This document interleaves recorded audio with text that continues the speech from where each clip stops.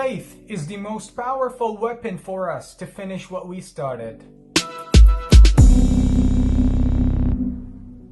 Today we celebrate the passing of one of the greatest heroes our modern Syrian history has witnessed. الباسط الساروت. He passed away early in the morning today after getting injured in the battlefields against the criminal regimes of Assad, Russia, and Iran. And no, he was not a part of ISIS, and he was not a part of these radical groups that you as Westerns are afraid of. He was fighting the Russians and the Iranians that occupied our land by the help of Assad, to help him remain on his chair in exchange. But why do we consider As-Sarut as a symbol?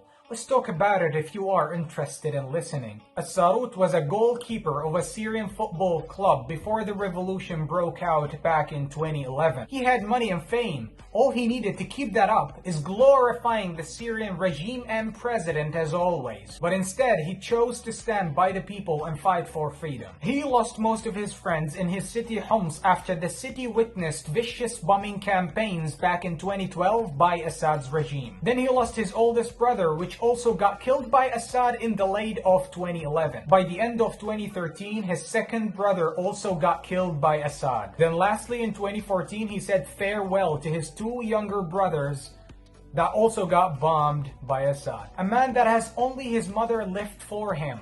How powerful could his faith be after losing nearly everything? He told us his story. He told us that Syria and the cause are way bigger and more precious than his family or mine or anyone else's. Because sacrificing was and always is a part of the deal to win.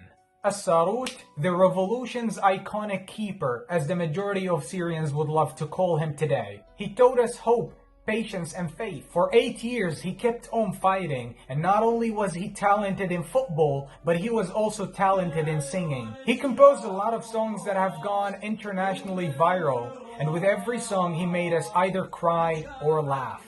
He got shot several times and survived. He also survived many explosions and bombs and sieges and starvations. So many politicians of Assad's regime have tried to bribe him or even seduce him of money or positions or power, as a lot of many others accepted. And yet, he kept coming back and fighting because he was fighting for the cause. He was fighting for Syria, and nothing could stop him except death, which it did. ISIS captured and imprisoned him, and he was forced to join them because some of his friends sold him out.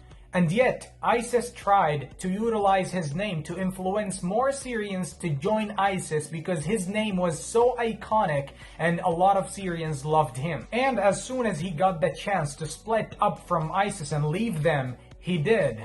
And he got back to fight with the true Syrian rebels. He was a man of action, pride, and dignity. All he wanted is to die on the Syrian soil, and he did. I am doing this video in English and translating it into German because I know the Western media is always trying to show our heroes as terrorists. And also because unfortunately the Western media is always following the propaganda of Vladimir Putin.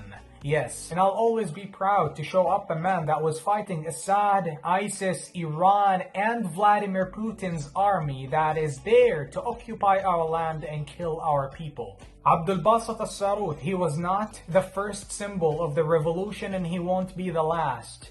But his legend shall last forever as the revolution's iconic keeper. God bless you, and we all know that you are resting in peace.